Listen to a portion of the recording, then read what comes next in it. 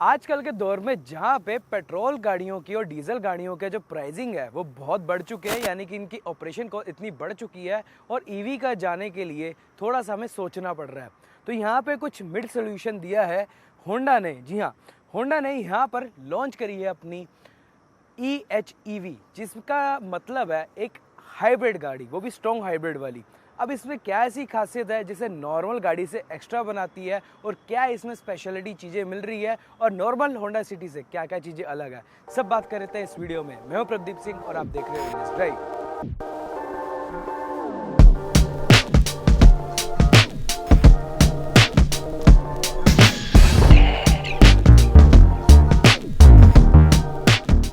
अब इस Honda city EHEV के अंदर ना यहाँ पर कुछ ऐसे चेंजेस आपको देखने को मिलेंगे जो कि नॉर्मल होंडा सिटी से अलग है। सबसे पहले बात करी जाए तो कुछ ये जो आगे का बम्पर है ये पूरा अलग किया गया है, जो कि RS किट से इंस्पायर है।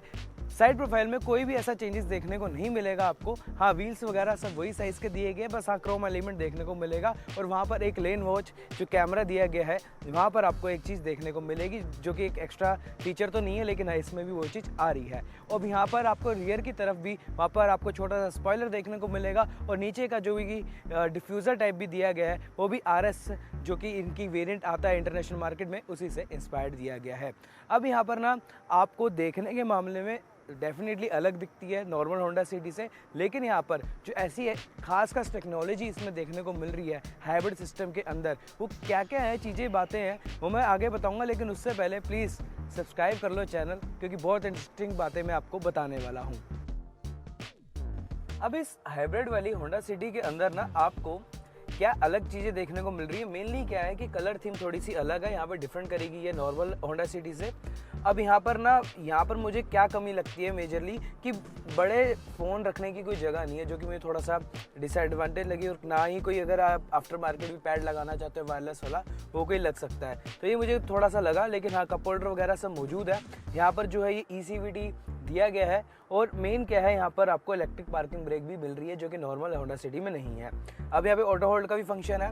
अब इस साइड जो है नॉर्मल एलेक्सा स्क्रीन आपको देखने को मिलेगी, 8 इंच की है। और यहाँ पर भी आपको पार्ट डिजिटल पार्ट एनालॉग होगा, लेकिन हाँ इसके अंदर काफ़ी एक्स्ट्रा इन्फॉर्मेशन दिखाता है, क्योंकि जहाँ पे बैटरी अगर आपकी चार्ज हो रही होगी तो भी मेंशन कर देगा। अगर आप मोटर से पावर ले रहे होंगे, इंजन भी चालू होगा तो भी मेंशन करेगा। अगर सिर्फ मोटर चालू होगी, यानी कि जो कि मोटर चालू होगी, तो वो भी बताएगा कि हाँ सिर्फ मोटर चल रही है। और जब इंजन चालू होगा, इंजन पावर देगा व्हील्स को, तो भी यहाँ पर मेंशन करेगा एक एक चीज। अब यहीं पे आपको ना होंडा सेंस सिस्टम भी देखने को मिलता है, जो कि कैमरा बेस्ड काम करता है। और यहाँ पे इसको स्विचेस मिल जाएंगे। और ये जो पेडल शिफ्टर दिए गए हैं, ये दिए गए हैं सिर्फ इसकी रीजनरेशन, जो ब्रेकिंग आ रही है 4 डिस्क ब्रेक बाहर की तरफ आ रहे हैं, तो वो रीजनरेशन ब्रेकिंग का काम करते हैं। तो यहीं से आप उसकी जो एफिशिएंसी है बढ़ा सकते हो और कम कर सकते हो, इसलिए यहाँ पर पेडल शिफ्टर दिए गए हैं। बाकी सीट्स वगैरह वैसी हैं, पीछे की स्पेस भी वैसी दी गई है। हाँ, यहाँ पर आपको पीछे की स्पेस में एक आपको वेंट देखने का मिलेगा, जो कि इसके पीछे बैटरी लगी हुई है, एक्स्ट्रा बैटरी लगी हुई है हाइब्रिड सिस्टम को सपोर्ट करने के लिए, उसको कूल करने के लिए दी गई है। बाकी यहाँ पर कोई भी एक्स्ट्रा चीज़ यहाँ पर मेंशन नहीं है जो मैं बता सकूँ। लेकिन हाँ, मेजरली क्या है कि इंटीरियर के अंदर आपको अच्छा खासा महसूस होता है। जो आप इतने पैसे खर्च कर रहे हो तो आप थोड़ी सी प्रीमियमनेस आती है, लेकिन अब थोड़ा बहुत क्वालिटी का इधर उधर इशू है। तो ये इंटीरियर का था। अब बात करते हैं इसकी मेन टेक्नोलॉजी के बारे में।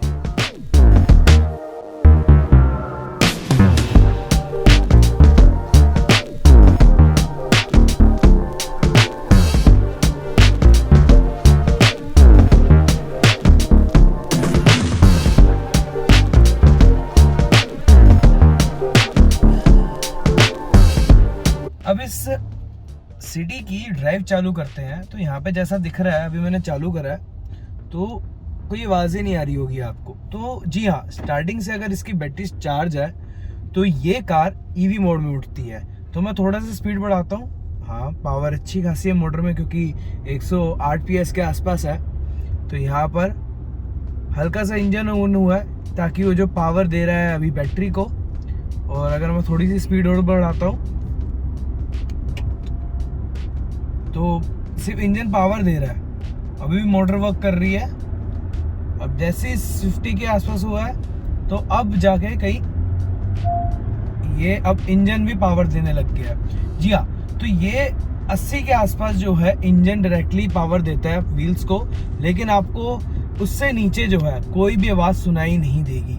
तो ये ईवी सिस्टम ऐसे वर्क करता है। मतलब ये जो हाइब्रिड सिस्टम है, इसे स्ट्रॉन्ग हाइब्रिड सिस्टम बोला जा रहा है। तो इस होंडा सिटी के अंदर ना, जैसे मैंने आपको बताया कि ये जो है अब 2 पावर ऑप्शन के साथ है। एक तो नॉर्मल इंजन जो कि लगभग पावर प्रोड्यूस करता है 98 PS की और 127 न्यूटन मीटर का टॉर्क है उसका, और मोटर जो है वो प्रोड्यूस करती है 109 PS के आसपास की पावर और लगभग 253 न्यूटन मीटर का टॉर्क। तो मैक्सिमम टॉर्क तो 253 है, लेकिन कंबाइंड पावर जो है 126 PS है।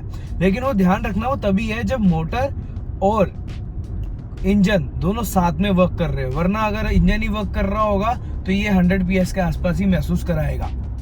अब यहाँ पे जैसे मैंने आपको बताया कि स्टार्टिंग से तो पहले ये ईवी मोड पे रखता है, यानी कि बिल्कुल ही इलेक्ट्रिक मोड पे चलेगा। और हाँ, स्पेसिफिकली यहाँ पर आपको जो है ईवी मोड भी दिया गया है। अगर मैं ईवी मोड पे भी कर दूं, जैसे कर दिया, ईवी मोड पे चल रहा है, तो कुछ देर बाद ना ये अपने आप जो है इंजन चालू कर देगा, क्योंकि ये ज़्यादा देर नहीं रख सकता, कुछ ही किलोमीटर रख सकता है, ज़्यादा नहीं।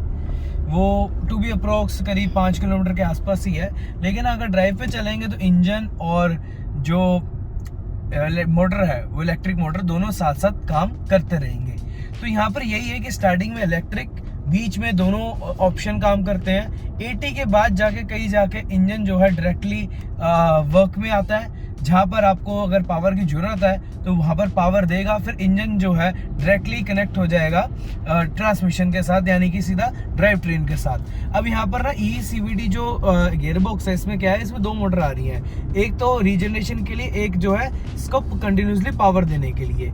अब होता क्या है कि कंटिन्यूसली पावर देने के लिए ना जो मोटर सीधा सीधा इसके जो एक सेपरेट यूनिट लगाई गई है उसी के अंदर ही सेटअप की गई है। तो ये ECVT के अंदर ना कोई ऐसा नहीं कि CVT की तरीके से कुछ काम करे, कोई जो कि नेचुरल CVT होता है वैसे वर्क नहीं करता। लेकिन यहाँ पर क्या करता है काम कि जो शाफ्ट है जो कनेक्टेड है, मतलब जो इंजन के साथ कनेक्टेड है फ्लाई के साथ, तो वहाँ पर क्या किया गया है, तो वहीं पे मोटर अटैच कर दी गई है, जिससे पावर जो है आपको मिलती रहती है। अब वहीं पे जब इंजन भी चालू होता है तो वहीं पे असिस्ट भी करती है इंजन को कि ताकि जो है इसको फ्यूल इकोनॉमी दे सके।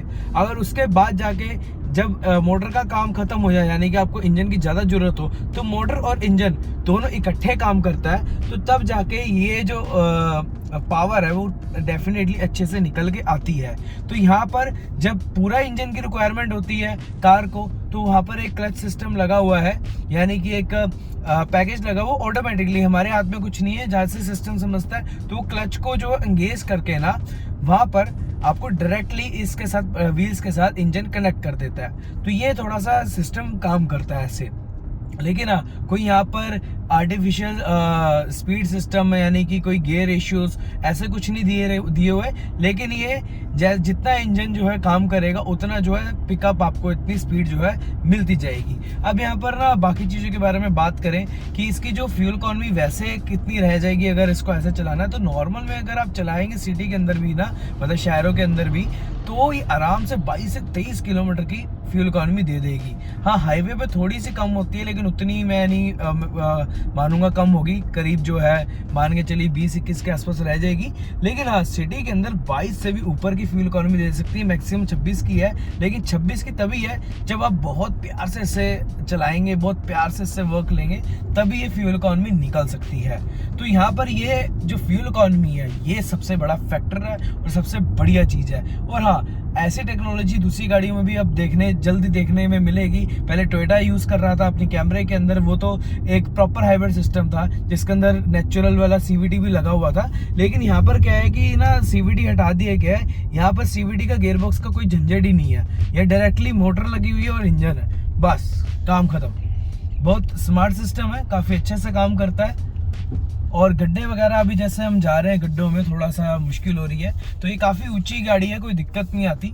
लेकिन हाँ, गड्ढों में मुझे ये सस्पेंशन ना काफ़ी अच्छे लगे काम करते हुए, कोई मुझे दिक्कत नहीं है। हाई स्पीड पे भी ना ऐसा दिख रहा है बहुत बढ़िया तरीके से काम किया है। हाँ, हाई स्पीड पे भी बात करें तो भी काफ़ी ठीक रहते हैं। हाँ, वजन थोड़ा सा बढ़ गया है क्योंकि पीछे की तरफ जो बैटरी सिस्टम थोड़ा सा हैवी हुआ है, आगे भी जो एक्स्ट्रा जो मोटर वगैरह का वजन होता है थोड़ा सा आगे की तरफ बढ़ा है। इतना ट्रांसमिशन का ऑप्शन वजन इतना नहीं होता, लेकिन हाँ फिर भी जो वजन बढ़ने के चक्कर में ना थोड़ी सी कंफर्ट और बेटर हो गया है नॉर्मल सिटी से। और यहाँ पर ना आपको मेन क्या है कि इसमें होंडा सेंस टेक्नोलॉजी मिलती है जो कि अडास के तरीके से ही काम करते हैं, लेकिन ये रडास बेस्ड नहीं है। यहाँ पर कैमरा लगा हुआ है, उसी के तरीके से मार्किंग जज करता है और आपको जो है डायरेक्टली बताएगा कि हाँ आप लेन से बाहर जा रहे हैं तो यहाँ पे वार्निंग दे देगा, यहाँ पे इनपुट देगा अंदर के लिए। लेकिन हाँ, ये वार्निंग देने के लिए इतना इस पर डिपेंड मत होना ज़्यादा, और मैं इतना ज़्यादा इसे एक्सपीरियंस नहीं कर पाया। जब एक्सपीरियंस करूँगा तो आपके लिए अलग से एक इस पर भी वीडियो बना दूंगा मैं।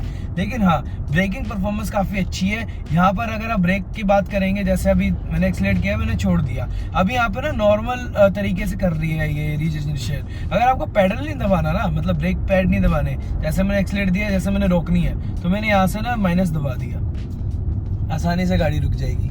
तो ये रीजनरेशन काफ़ी अच्छा है जो कि पैडल सिस्टम के साथ दिया गया है और यहाँ पे काफ़ी अच्छे से वर्क करता है। 4 डिस्क ब्रेक है इसके अंदर, तो यहाँ पर मुझे इसमें ब्रेकिंग में भी कोई इशू नहीं लगे। हाँ, स्टेयरिंग रिस्पॉन्स वैसा ही है, हाँ थोड़ा सा बेटर हुआ है, वजन बढ़ गया है तो थोड़ा सा वजन इसमें बेटर आया है, यानी कि कॉर्निंग पे थोड़ा सा आपको कॉन्फिडेंस ज़्यादा आता है। तो मुझे यहाँ पर उसमें कोई शिकायत नहीं है, जगह वगैरह अच्छी है, साउंड इंसुलेशन काफ़ी ठीक है। तो यहाँ पर मेन बात क्या है कि इस हाइब्रिड सिस्टम के अंदर, स्ट्रॉन्ग हाइब्रिड सिस्टम के अंदर ना ये गाड़ी बहुत बेहतरीन है। जी हाँ, मैं ये इसी को रिकमेंड करूँगा। अगर आपको पैसे बचाने हैं, पेट्रोल का खर्चा बचाना है, थोड़े से पैसे एक्स्ट्रा लगेंगे, लेकिन हाँ इसका जो रिलायबिलिटी है वो भी काफ़ी बढ़िया हो जाएगी, क्योंकि भैया ट्रांसमिशन है नहीं, इंजन की भी जो सर्विस है वो भी थोड़ी सी डिफरेंटली होती है, वर्क होती है। तो यहाँ पर ना रिलायबिलिटी भी काफ़ी बेटर हो जाती है।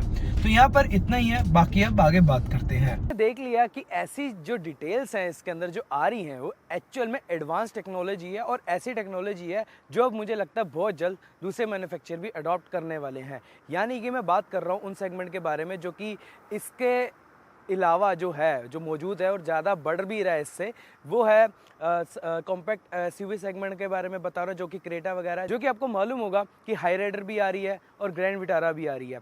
तो उसी टेक्नोलॉजी पे बेस्ड है, वही टेक्नोलॉजी यहाँ पे भी कैरी फॉरवर्ड हो रही है। लेकिन मेन प्रॉब्लम क्या आके अटकती है कि इसका प्राइसिंग और उनका प्राइसिंग क्या होगा। अभी तो उसका प्राइसिंग मालूम नहीं है, लेकिन इसका प्राइसिंग जो आया है वो लगभग जो है 19 लाख के आसपास है। तो मुझे लगता है जिसे सेंसिबल गाड़ी चाहिए जो कि एडास सिस्टम के साथ हो, एक अच्छी एवरेज वाली गाड़ी है जो कि हाइब्रिड सिस्टम के साथ है, तो मुझे लगता है कि हाँ वो जो गैप था एक ईवी पे जाने वाला, जी हाँ, और पेट्रोल पे भी रहने वाला, दोनों की ही जो टेक्नोलॉजी है, दोनों की एक पावर है, वो आपको एक ही गाड़ी में मिलती है। तो उसी की वजह से मुझे लगता है ये गाड़ी लेना थोड़ा सा फ़ायदेमंद सौदा रह सकता है। हाँ, जब वो दूसरी गाड़ियाँ आएंगी जो कि सेम टेक्नोलॉजी पे काम करती हैं, वो देखेंगे क्या प्राइसिंग आता है, लेकिन मुझे लगता है अभी भी किफ़ायती दामों पे मौजूद है अभी मार्केट के अंदर। हाँ, और भी कोई अगर मैन्युफैक्चर इस पर प्रोग्रेस करता है तो उसके लिए वेलकम है। तो यहाँ पर इतना ही था इस वीडियो में। तो यहाँ पर अगर आपको कुछ भी ऐसा महसूस हुआ हो कि आप कुछ जानना चाहते हो, कुछ आपको पसंद आई हो, तो प्लीज़ लाइक कर देना वीडियो और सब्सक्राइब जरूर कर लेना चैनल को। Thank you for watching.